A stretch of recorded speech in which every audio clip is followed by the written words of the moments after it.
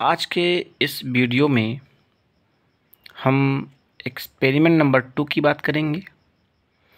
ये इस practical series का दूसरा वीडियो है। इससे पहले मैंने एक वीडियो और बनाया था इसी प्रैक्टिकल पर, उसको आप लोग चैनल पे जा कर के देख लीजिएगा। ये जो वीडियो है इसका ऑब्जेक्ट क्या है, जो हमारे प्रैक्टिकल है इसका ऑब्जेक्ट क्या है वो दिया गया है। To determine the value of acceleration due to gravity g with the help of bar pendulum या compound pendulum। बार पेंडुलम की सहायता से ग्रेविटी g के कारण हम वैल्यू ऑफ एसलरेशन का जो मान है उसको हम ज्ञात करेंगे। तो इसमें देख लीजिए कौन कौन से अपैरेटस यूज होते हैं, ये देख लीजिएगा। इसके बाद हम आपको दिखाएंगे सेटअप, कैसे इसको हम एक्सप्लेन करेंगे, कैसे इसको हम निकालेंगे। तो पहले बार पेंडुलम आता है। बार पेंडुलम नाइफ एड्स आता है। बार पेंडुलम क्या होता है वो लोग पहले वो चीज़ आप लोग देखेंगे। नाइफ एड्स आता है, fix to the rigid support आता है, स्टॉप वॉच आता है और मीटर स्केल आता है और ग्राफ पेपर आता है। तो यहाँ पर ये डायग्राम है, आप लोग की स्क्रीन में दिख रहा होगा। यहाँ से एक सपोर्ट होता है, यहाँ से ये हैंग होता है, ये यहाँ से ऐसे लटका हुआ होता है। तो आप लोग देखिएगा ये एक एक्चुअली होता क्या, ये एक लंबी सी छड़ होती है। इस लंबी सी छड़ में टोटल 5-5 सेंटीमीटर की डिस्टेंस में ये हमारे टोटल 19 या 19 छेद होते हैं, 19 होल होते हैं। वो सभी होल आपस में एक दूसरे से 5-5 सेंटीमीटर के डिस्टेंस में होते हैं। तो इसका प्रोसेस क्या है, कैसे करेंगे, आप लोग को पहले हम बता देते हैं कि यहाँ पर एक नाइफ एड्ज जो होती है, नाइफ एड्ज मतलब क्या होता है, एक नट की तरह होता है जिसमें एक तिकोन होता है, ठीक है, नट की तरह होता है। इसी से ये इसमें हैंग में लटका हुआ होता है। फिर एक नाइफ एड्ज नीचे होती है। इसके यहाँ से जो 10वें नंबर में जो होल होता है, जो पॉइंट होता है, इसको बोलते हैं सेंटर ऑफ ग्रेविटी बोलते हैं, ओके। और जो नीचे होता है इसे बोलते हैं पॉइंट ऑफ ऑक्सीलेशन बोलते हैं। तो ये हमारा डायग्राम होता है। इसका जो वर्किंग क्या है, वर्किंग कैसे करेंगे इसको बताते हैं। तो सबसे पहले हम नाइफ एड्ज को यहाँ पहले वाले होल पे रखते हैं। इसके बाद और नीचे वाले जो नाइफ एड्ज है इसको भी पहले वाले होल पे रखते हैं। फिर इसको हम क्या करते हैं, एक गिवन ऑक्सीलेशन, ये एक हमारे कांस्टेंट ऑक्सीलेशन के लिए इसको हम ऑक्सीलेट करते हैं, इसको हम ऑक्सीलेट होने देते हैं। कुछ इसकी मेन पोजीशन से थोड़े दूर ले जाकर के इसको छोड़ देते हैं। फिर हम उसको ऑक्सीलेट होने देते हैं एक गिवन ऑक्सीलेशंस के लिए। फिर हम उतने ऑक्सीलेशन को कंप्लीट करने में कितना समय लेता है उसको हम स्टॉप वॉच से कैलकुलेट करते हैं और उसके बाद हम टाइम पीरियड निकालते हैं। तो चलिए देखते हैं क्या आगे हमने क्या किया हुआ। अपैरेटस के बाद अब आता है फार्मूला यूज्ड आता है। तो फार्मूला यूज्ड क्या क्या है ये देख लीजिएगा।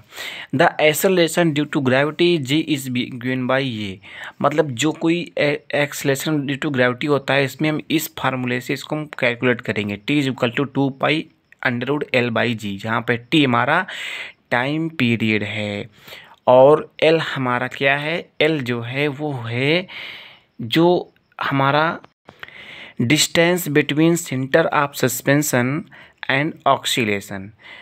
तो क्या है, सेंटर ऑफ सस्पेंशन क्या हो जाएगा। फिर हम क्या करेंगे, इस फार्मूले से ये हम जी की वैल्यू निकालेंगे और इसको हमको कैलकुलेट करना होगा।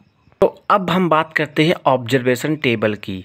तो यहाँ पर जो हम क्या डिस्टेंस ले रहे हैं वो नाइफ एड्ज ले रहे हैं। Distance of the knife edge hole from centre of gravity. आइए देखते हैं हम कहाँ से लेते हैं। तो जैसे कि हमने पहले भी एक्सप्लेन किया था आपको कि जो ये आपको होल दिख रहे हैं वो सभी होल एक दूसरे से 5-5 सेंटीमीटर के डिस्टेंस पर दिए हुए हैं।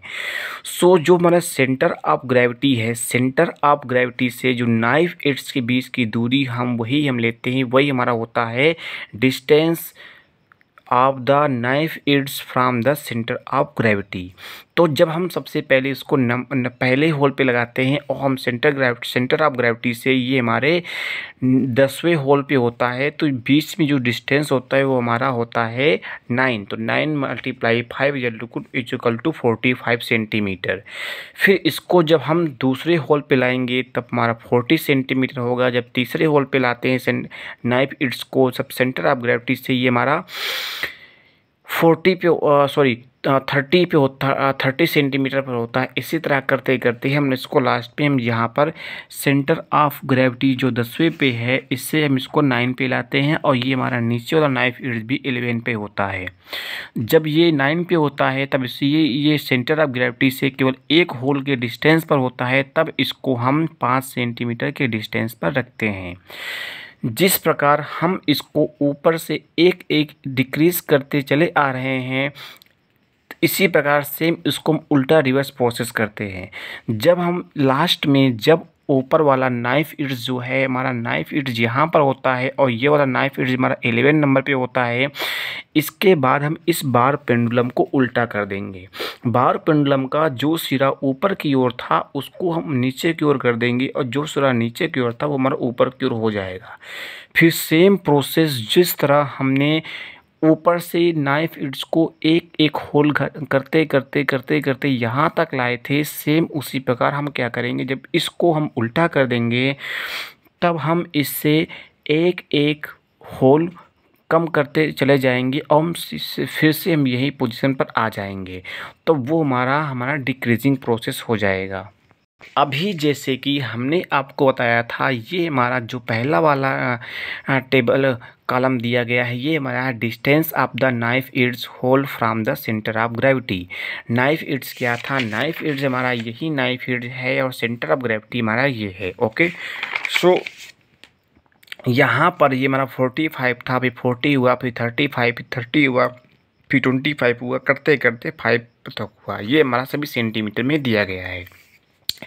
इसके बाद हमने इसको नंबर ऑफ ऑक्सीलेशंस जो हमने लिए हमारे 15 के लिए हैं, आप 10 भी ले सकते हैं, आप 20 भी ले सकते हैं। फिर जो नंबर ऑफ 15 ऑक्सीलेशन करने में कितना टाइम लगा है, ये हमारा सब अलग अलग हमारा टोटल टाइम दिया गया है। इस टोटल टाइम को जो हम 15 से डिवाइड करते हैं तब हमारा ये जो निकलता है ये हमारा हो जाता है टाइम पीरियड। ये सारा हमारा टाइम पीरियड दिया गया है। तो इसके बाद हम क्या करते हैं, ये हमारा है observation table after crossing the position of centre of gravity. जब हम बार पेंडुलम को उल्टा कर देंगे, ऊपर वाले भाग को नीचे कर देंगे और नीचे वाले भाग को ऊपर कर देंगे, फिर हम उसका सभी को ऐसे ही ऑक्सीलेशन को कैलकुलेट करते हैं। तो कैलकुलेट करने में हमारे नंबर ऑफ ऑक्सीलेशन करने में इतना टाइम लगता है, इतने टाइम को जब हम 15 से डिवाइड करते हैं तो हमारा टाइम पीरियड निकल आता है, जो कि हमारा 1 ऑक्सीलेशन करने का टाइम होता है। इसके बाद हम क्या करते हैं, कि इसमें हम ग्राफ प्लॉट करते हैं। जब हम ग्राफ प्लॉट करते हैं तो एक बात का हम ज़रूर ध्यान देते हैं कि ग्राफ प्लॉट करते समय ये हमने ग्राफ प्लॉट किया गया है। ग्राफ प्लॉट करने में जो हमारा एक्स एक्सेस है, तो एक्स एक्सेस में डिस्टेंस को रखते हैं। Distance of the knife its hole from the centre of gravity को हम एक्स एक्सिस में रखते हैं और वाई एक्सिस में हम टाइम पीरियड को रखते हैं। आप लोग ऐसे ग्राफ बना लेंगे। तो जैसे ही हमने इसको जब हम बार को जो हमारा बार पेंडुलम है, जब इसको हम रिवर्स कर देंगे, रिवर्स करने के बाद ये ग्राफ बनता है। उसके पहले ग्राफ ये दिया गया है। तो जो ये वैल्यूज़ थी, इस वैल्यूज़ से ग्राफ ये बना हुआ है, ये वाला कर्व है और ये वाला कर्व जो है ये हमारा है वो वाला ऑब्जर्वेशन टेबल से निकला है, जिसमें हम उसको हमारा बार पेंडुलम को हम रिवर्स कर देते हैं। तो ये जब आप ग्राफ प्लॉट करेंगे, ग्राफ प्लॉट करने के बाद आप लोग देखेंगे कि यहाँ पर जो 4 पॉइंट होंगे वो आपके एक सीरीज़ में होंगे, एक हमारे लाइन में होंगे। तो जो लाइन में 4 पॉइंट होते हैं वहाँ पर आपको A, B, C और D ऐसे लिख लेना है। इससे पहले आप लोग देख सकते हैं कि हमने यहाँ पे जो वाई एक्सिस में जो 30 डिवीज़न लिया है, ये हमने 30 डिवीज़न यहाँ से देख सकते हैं, 30 सेंटीमीटर भी कह सकते हैं, वो हमारा 1 सेकेंड लिया हुआ है। और जो हमारा एक्स एक्सिस में 10 डिवीज़न हमारा 5 सेंटीमीटर के इक्वल है। फिर आप यहाँ देख सकते हैं कि यहाँ पर जो हमारे 4 पॉइंट हैं वो हमारे एक लाइन में होंगे। वो 4 पॉइंट को हम ए बी सी डी के रूप में अंकित कर लेते हैं। आप देखिएगा जो ए और जो सी के बीच का डिस्टेंस होगा वो आपको रखना है और बी और डी के बीच का डिस्टेंस रखना है, जैसे कि अभी हम आपको दिखा रहे हैं। अब हम बात करेंगे जैसे कैलकुलेशन की करते हैं तो ग्राफ से हम देखेंगे कि यहाँ पर जो हमारा एल की वैल्यू निकलेगी वो एल की वैल्यू क्या होगी, ए सी प्लस बी डी अपान का 2 होगा। ए सी क्या है और बी डी क्या है और 2 क्या है ये देख लीजिएगा यहाँ से। तो अभी हमने ये बताया था जैसे ही आप सारी इन दोनों वैल्यूज़ को रख करके ग्राफ प्लॉट करते हैं तो आप लोग यहाँ पर देखेंगे कि यहाँ पर 4 पॉइंट आपको एक लाइन में दिख रहे होंगे।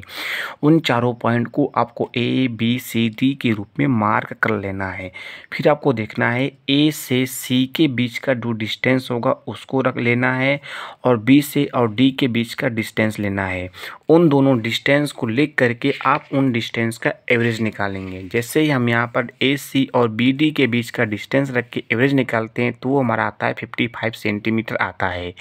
ये 55 सेंटीमीटर हमारे